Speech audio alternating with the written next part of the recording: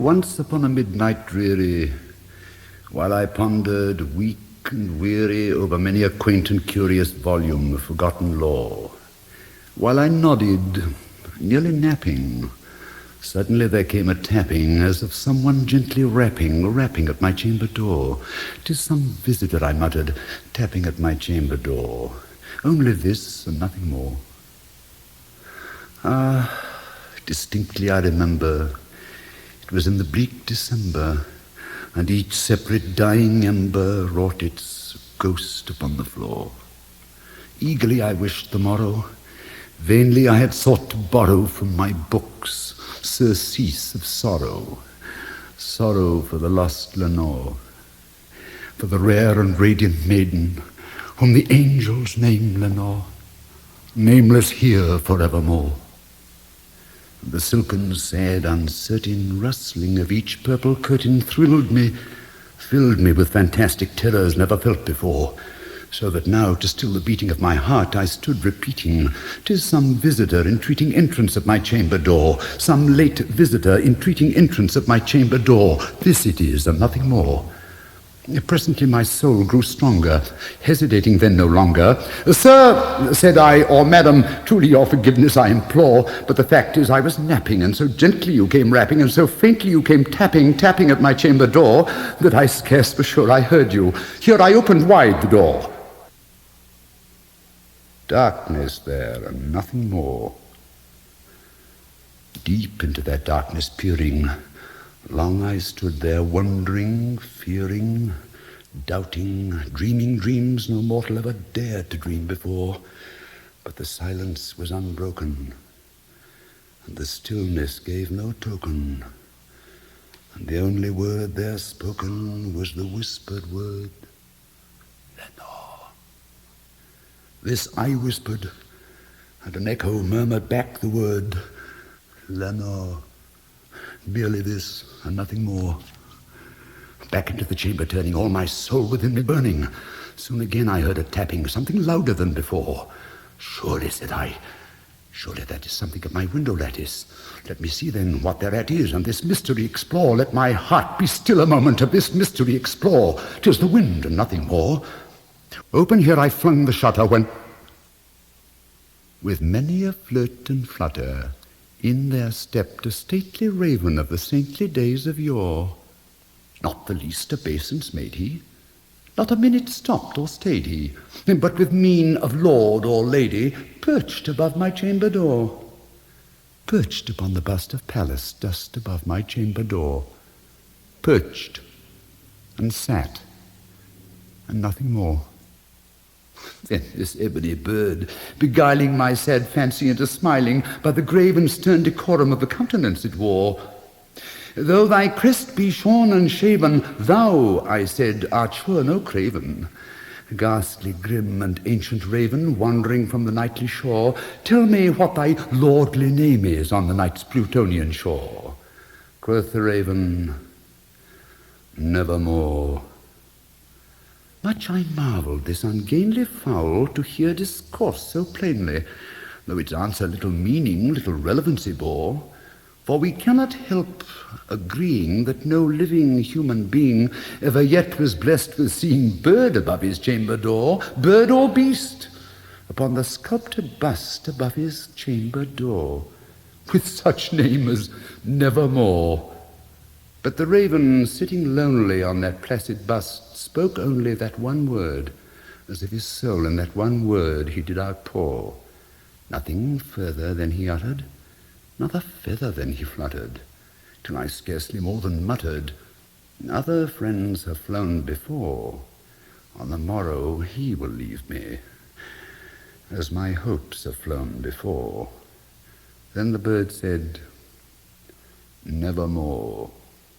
Startled at the stillness broken by reply so aptly spoken, "Doubtless," said I, "what it utters is its only stock and store, caught from some unhappy master, whose unmerciful disaster followed fast and followed faster, till his songs one burden bore, till the dirges of his hopes that melancholy burden bore, of never, nevermore."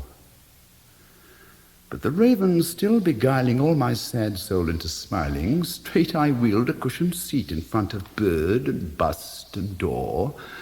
Then upon the velvet sinking I betook myself to linking fancy unto fancy, thinking what this ominous bird of yore, what this grim, ungainly, ghastly, gaunt, and ominous bird of yore meant in croaking, nevermore.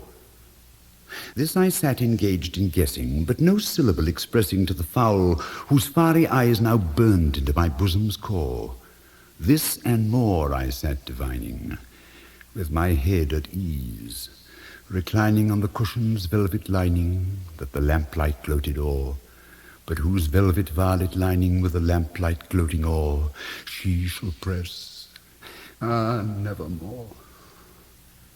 Then methought the air grew denser, perfumed from an unseen censer swung by seraphim, whose footfalls tinkled on the tufted floor.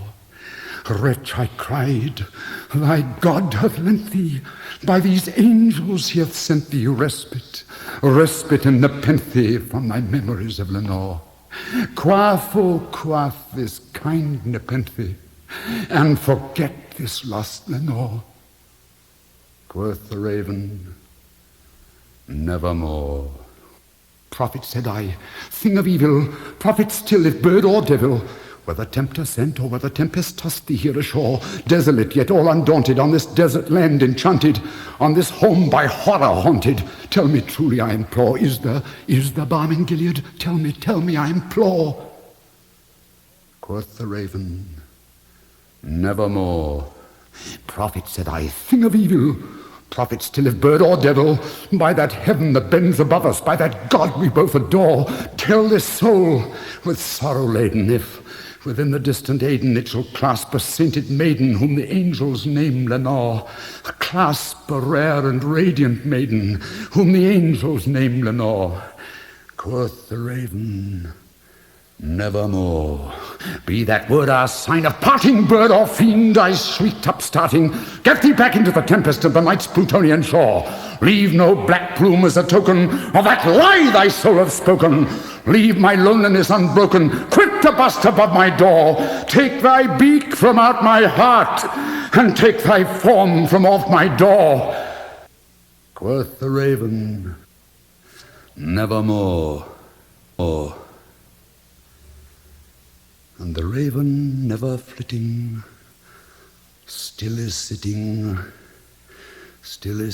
on the pallid bust of Pallas just above my chamber door, and his eyes of all the seeming of a demon's that is dreaming, and the lamplight o'er him streaming throws his shadow on the floor, and my soul, from out that shadow that lies floating on the floor, shall be lifted nevermore.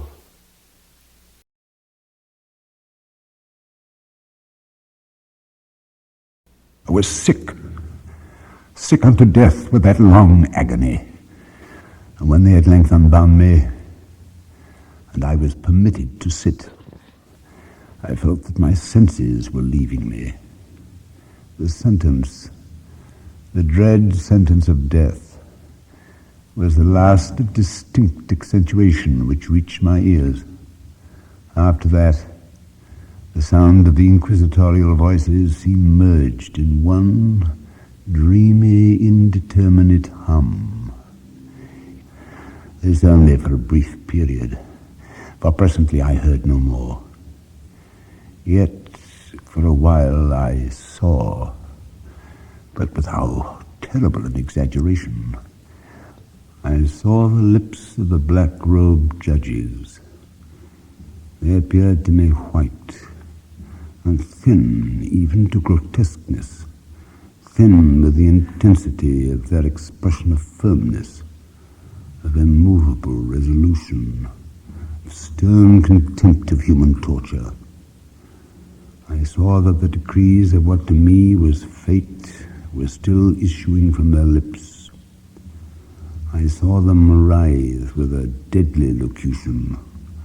I saw them fashion the syllables of my name, and I shuddered because no sound succeeded. I saw, too, for a few moments of delirious horror, the soft and nearly imperceptible waving of the sable draperies which enwrapped the walls of the apartment. And then my vision fell upon the 7 tall candles upon the table. At first they wore the aspect of charity, and seemed white, slender angels who would save me.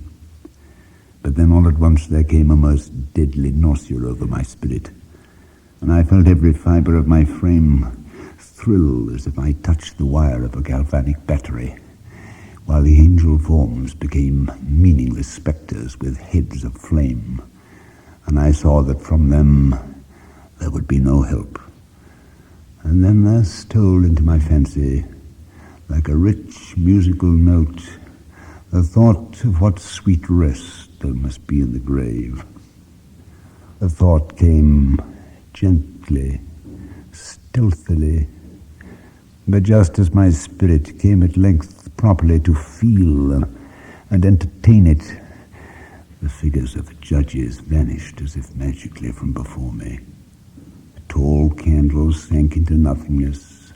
Their flames went out utterly. The blackness of darkness supervened. All sensations appeared swallowed up in a mad rushing descent as of the soul into Hades. The shadows of memory tell indistinctly of tall figures that lifted and bore me in silence down, down, still down, till a hideous dizziness oppressed me at the mere idea of the interminableness of the descent. They tell also of a vague horror at my heart, on account of that heart's unnatural stillness. Then comes a sense of sudden motionlessness throughout all things, as if those who bore me, a ghastly train, had outrun in their descent the limits of the limitlessness, and paused from the wearisomeness of their toil. After this, I call to mind flatness, dampness, and then all is madness, the madness of a memory which busies itself among forbidden things. Very suddenly there came back to my soul motion and sound, the tumultuous motion of the heart, and in my ears the sound of its beating. So far I had not opened my eyes. I felt that I lay upon my back, unbound. I reached out my hand, and it fell heavily upon something damp and hard. There I suffered it to remain for many minutes, while I strove to imagine where and what I could be. I longed, yet dared not to employ my vision.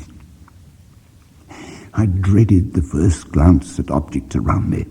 It was not that I feared to look upon things horrible, but that I grew aghast, lest there should be nothing to see. At length, with a wild desperation at heart, I quickly unclosed my eyes.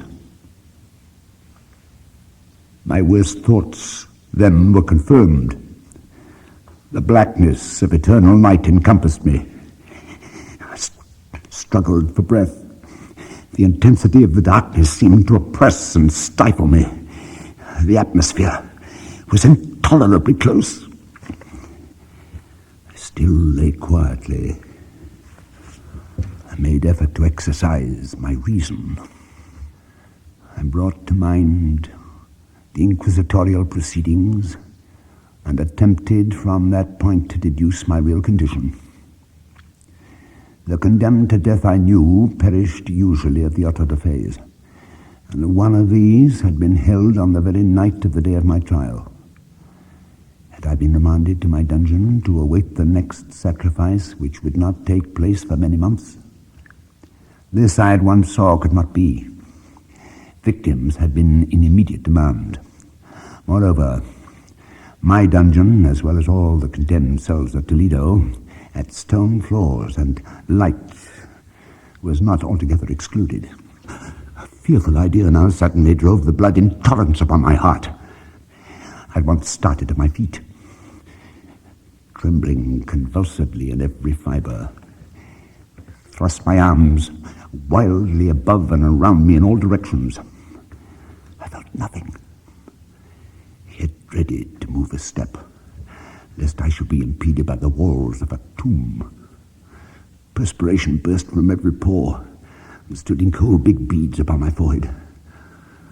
The agony of suspense grew at length intolerable, and I cautiously moved forward, with my arms extended, my eyes straining from their sockets in the hope of catching some faint ray of light. I proceeded for many paces, but still all was blackness and vacancy. I breathed more freely. It seemed evident that mine was not, at least, the most hideous of fates. And now, as I still continued to step cautiously onward, there came thronging upon my recollection 1,000 vague rumors of the horrors of Toledo. Of the dungeons there had been strange things narrated, fables I had always deemed them, but yet strange and too ghastly to repeat, save in a whisper. Was I left to perish of starvation in this subterranean world of darkness? Or what fate perhaps even more fearful awaited me? That the result would be death, and a death of more than customary bitterness, I knew too well the character of my judges to doubt. The mode and the hour were all that occupied and distracted me. My outstretched hands at length encountered some solid obstruction. It was a wall, seemingly of stone masonry, very smooth, slimy, and cold. I followed it up, stepping with all the careful distrust with which certain antique narratives had inspired me. This process, however, afforded me no means of ascertaining the dimensions of my dungeon, as I might make its circuit and return to the point whence I set out without being aware of the fact, so perfectly uniform seemed the wall. I therefore sought the knife, which had been in my pocket, but my clothes had been exchanged for a wrapper of coarse serge. I had thought of forcing the blade in some minute crevice of the masonry, so as to identify my point of departure. The difficulty, nevertheless, was but trivial, although, in the disorder of my fancy, it seemed at first insuperable. I tore a part of the hem from the robe and placed the fragment at full length and at right angles to the wall. In groping my way around the prison, I could not fail to encounter this rag upon completing the circuit. I staggered onward for some time, when I stumbled and fell. My excessive fatigue induced me to remain prostrate, and sleep soon overtook me as I lay. Upon awaking and stretching forth an arm, I found beside me a loaf and a pitcher with water. I was too much exhausted to reflect upon this circumstance, but ate and drank with avidity. Shortly afterward, I resumed my tour around the prison, and with much toil came at last upon the fragment of the serge. Up to the period when I fell, I had counted 52 paces, and upon resuming my walk, I had counted 48 more when I arrived at the rag. There was in all, then, 100 paces, and admitting 2 paces to the yard, I presumed the dungeon to be 50 yards in circuit. Quitting the wall, I resolved to cross the area of the enclosure. At first I proceeded with extreme caution, for the floor, although seemingly of solid material, was treacherous with slime.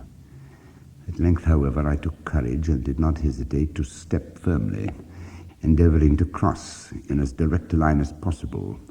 I had advanced some 10 or 12 paces in this manner, when the remnant of the torn hem of my robe became entangled between my legs. I stepped on it and fell violently on my face. My chin rested upon the floor of the prison. But my lips, the upper portion of my head, although seemingly at a less elevation than the chin, touched nothing. At the same time, my forehead seemed bathed in a clammy vapor, and a peculiar smell of decayed fungus arose to my nostrils. I put forward my arm and shuddered to find that I had fallen at the very brink of a circular pit. Groping about the masonry just below the margin, I succeeded in dislodging a small fragment and let it fall into the abyss. For many seconds, I hearkened as it dashed against the sides of the chasm in its descent. At length, there was a solemn plunge into water, succeeded by loud echoes. At the same moment there came a sound, the quick opening and as rapid closing of a door overhead, while a faint gleam of light flashed suddenly through the gloom and as suddenly faded away.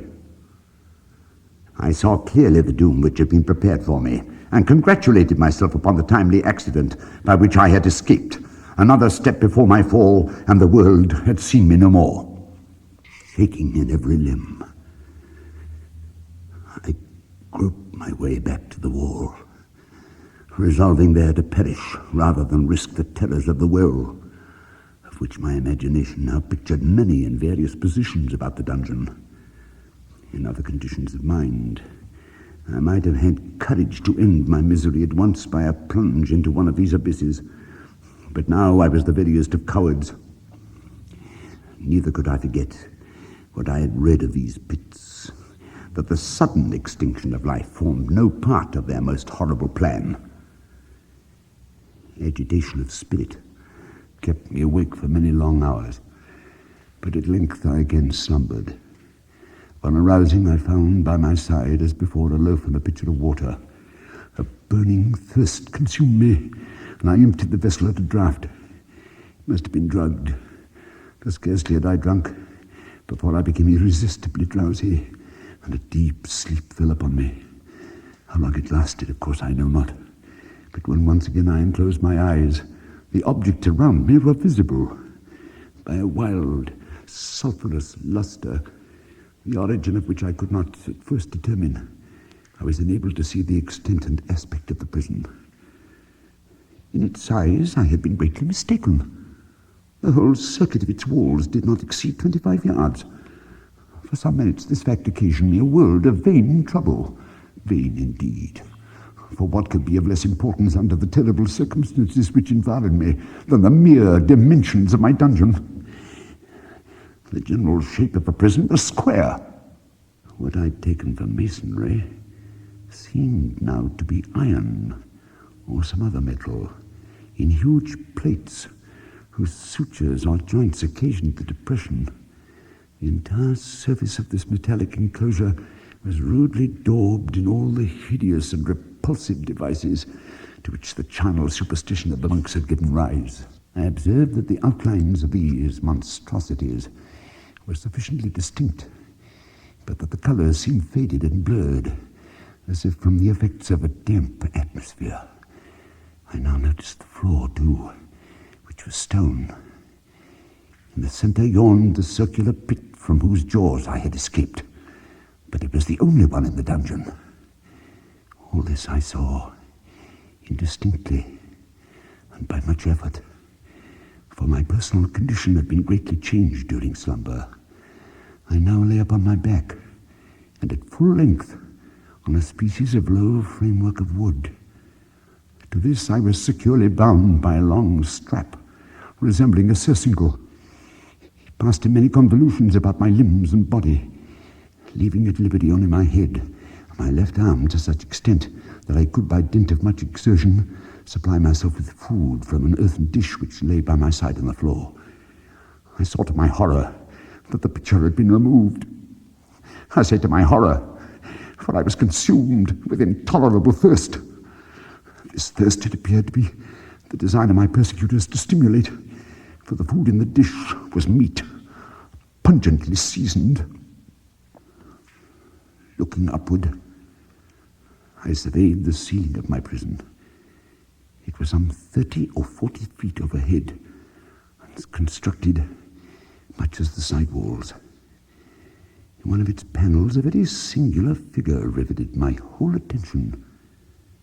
It was the painted figure of Time, as he is commonly represented, save that in lieu of a scythe, he held what, at a casual glance, I supposed to be the pictured image of a huge pendulum, such as we see on antique clocks.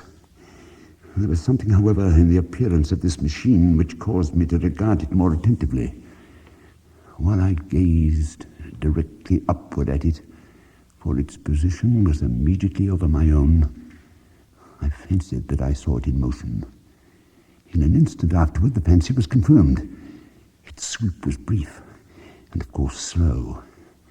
I watched it for some minutes, somewhat in fear, but more in wonder.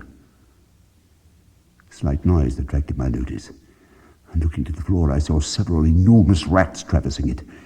They had issued from the well. Even then, while I gazed, they came up in troops hurriedly, with ravenous eyes, allured by the scent of the meat. From this it required much effort and attention to scare them away. I again cast my eyes upward. What I then saw confounded and amazed me. The sweep of the pendulum had increased in extent by nearly a yard. As a natural consequence, its velocity was also much greater. But what mainly disturbed me was the idea that it had perceptibly descended. I now observed, with what horror it is needless to say, that its nether extremity was formed of a crescent of glittering steel, about a foot in length from horn to horn, the horns upward, and the under edge evidently as keen as that of a razor. Like a razor, also, it seemed massy and heavy, tapering from the edge into a solid and broad structure above. It was appended to a weighty rod of brass, and the whole hissed as it swung through the air. I could no longer doubt the doom prepared for me by monkish ingenuity in torture. My cognizance of the pit had become known to the inquisitorial agents. The pit, typical of hell and regarded by rumor as the ultimate fuel of all their punishments. The plunge into the pit I had avoided by the merest accident. Having failed to fall, it was no part of the demon plan to hurl me into the abyss, and thus, there being no alternative, a different and milder destruction awaited me. Milder. I half smiled in my agony as I thought of such application of such a term. What boots it to tell of the long hours of horror more than mortal, during which I counted the rushing oscillations of the steel, inch by inch, line by line, with the descent only appreciable at intervals that seemed ages. Down, and still down it came. Days passed. It might have been that many days passed, yet it swept so closely over me as to fan me with its acrid breath.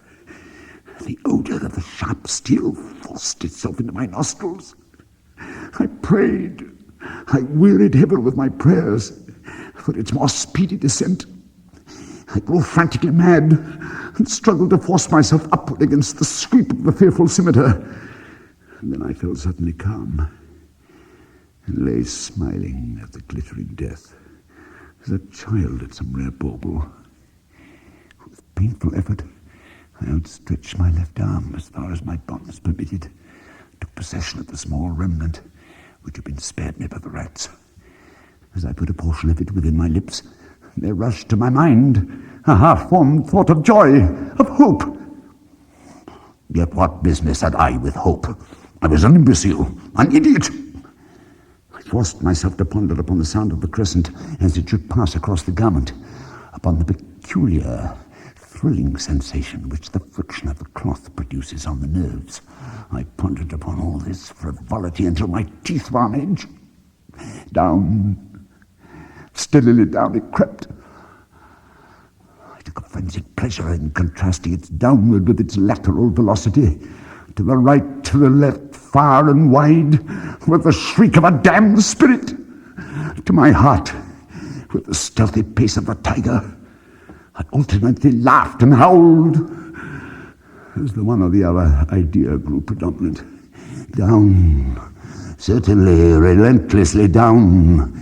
It vibrated within 3 inches of my bosom. I struggled violently, furiously, to free my left arm. This was free only from the elbow to the hand. I could reach the latter, from the platter beside me to my mouth, with great effort, but no further.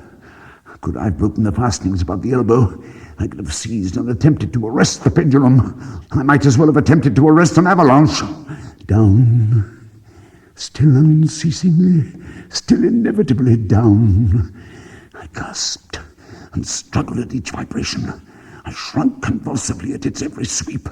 My eyes followed its outward and its upward whirls with the eagerness of the most unmeaning despair. They closed themselves spasmodically at the descent. Although death would have been a relief, oh, how unspeakable! Still, I quivered in every nerve to think how slight a sinking of the machinery would precipitate that keen, glistening axe upon my bosom.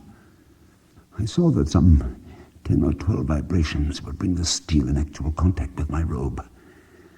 There flashed upon my mind the unformed half of that idea of deliverance to which I have previously alluded. The whole thought was now present, feeble, scarcely sane, scarcely definite, but still entire. I proceeded at once with the nervous energy of despair to attempt its execution. For many hours, the immediate vicinity of the low framework upon which I lay had been literally swarming with rats. They were wild, bold, ravenous, their red eyes glaring upon me, as if they waited but for motionlessness on my part to make me their prey. And to what food, I thought, had they been accustomed in the well? They devoured in spite of all my efforts to prevent them, all but a small remnant of the contents of the dish. I had fallen into an habitual seesaw or wave of the hand about the platter, and at length the unconscious uniformity of the movement deprived it of effect. In their voracity, the vermin frequently fastened their sharp fangs in my fingers. With the particles of the oily and spicy viand which now remained, I thoroughly rubbed the bandage wherever I could reach it. Then, raising my hand from the floor, I lay breathlessly still. At first, the ravenous animals were startled and terrified at the change, at the cessation of movement. They shrank alarmedly back. Many sought the well, but this was only for a moment. I had not counted in vain upon their voracity. One or two of the boldest leaped upon the framework and smelt at the surcingle. This seemed the signal for a general rush.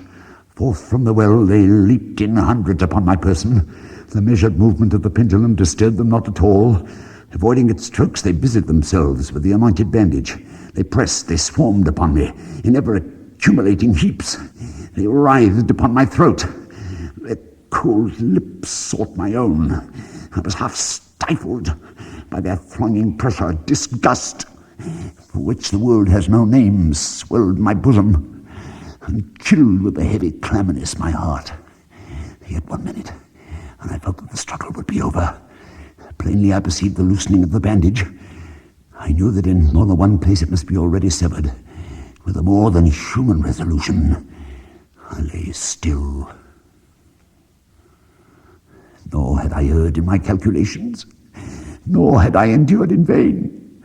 I at length felt that I was free. The surcingle hung in ribbons from my body, but the stroke of the pendulum already pressed upon my bosom. It had divided the serge of the robe. It had cut through the linen beneath. Twice again it swung, and a sharp sense of pain shot through every nerve. But the moment of escape had arrived. At a wave of my hand, my deliverers hurried tumultuously away. With a steady movement, cautious, sidelong, shrinking and slow, I slid from the embrace of the bandage and beyond the reach of the scimitar. For the moment at least, I was free. Free. And in the grasp of the Inquisition. I had scarcely stepped from my wooden bed when the motion of the hellish machine ceased. and I beheld it drawn up by some invisible force through the ceiling. Free, I had but escaped death in one form of agony, to be delivered unto worse than death in some other. I rolled my eyes nervously around on the barriers of iron that hemmed me in. Something unusual, some change which at first I could not appreciate distinctly. It was obvious had taken place in the apartment. I became aware for the first time of the origin of the sulphurous light which illuminated the cell. I have observed that, although the outlines of the figures upon the wall were sufficiently distinct, yet the colours seemed blurred and indefinite. These colours had now assumed, and were momentarily assuming, a startling and most intense brilliancy that gave to the spectral and fiendish portraitures an aspect that might have thrilled even firmer nerves than my own. Demon eyes of a wild and ghastly vivacity glared upon me in 1,000 directions, where none had been visible before, and gleamed with the lurid lustre of a fire that I could not force my imagination to regard as unreal. Unreal! Even when I breathed, there came to my nostrils the breath of the vapor of heated iron. A suffocating odor pervaded the prison. A deeper glow settled each moment in the eyes that glared at my agonies. A richer tint of crimson diffused itself over the pictured horrors of blood. I panted. I gasped for breath. There could be no doubt of the design of my tormentors. Almost unrelenting, almost demoniac of men. I shrank from the glowing metal to the center of the cell. Amid the thought of the fiery destruction that impended, the idea of the coolness of the well came over my soul like balm. I rushed to its deadly brink. I threw my straining vision below. The glare from the enkindled roof illuminated its inmost recesses. Yet for a wild moment did my spirit refuse to comprehend the meaning of what I saw. At length it wrestled its way into my soul. It burned itself in upon my shuddering reason. Oh, for a voice to speak! Oh, horror! Oh, any horror but this! With a shriek, I rushed from the margin and buried my face in my hands, weeping bitterly. The heat rapidly increased, and once again I looked up, shuddering as with a fit of the ague. There had been a second change in the cell. Another change was obviously in the form. There was to be no more dallying with the King of Terrors. The room had been square. A fearful difference quickly increased with a low rumbling or moaning sound. In an instant, the apartment had shifted its form into that of a lozenge. But the alteration stopped not there. I neither hoped nor desired it to stop. I could have clasped the red walls to my bosom as a garment of eternal peace. Death, I said, any death, but that of the pit. Fool! Might I not have known that into the pit it was the object of the burning iron to urge me? Could I resist its glow? Could I withstand its pressure? And now, flatter grew the lozenge, with a rapidity that left me no time for contemplation. Its center, its greatest width, came just over the yawning gulf. I shrank back, but the closing walls pressed me resistlessly onward. At length, from my seared and writhing body, there was no longer any inch of foothold on the firm floor of the prison. I struggled no more, but the agony of my soul found vent in one long, loud, and final scream of despair. I felt that I tottered upon the brink. I averted my eyes. There was a discordant hum of human voices. There was a loud blast as of many trumpets. There was a harsh grating as of 1,000 thunders. The fiery walls rushed back. An outstretched arm caught my own as I fell fainting into the abyss. It was that of General Lassalle. The French army had entered Toledo. The Inquisition was in the hands of its enemies.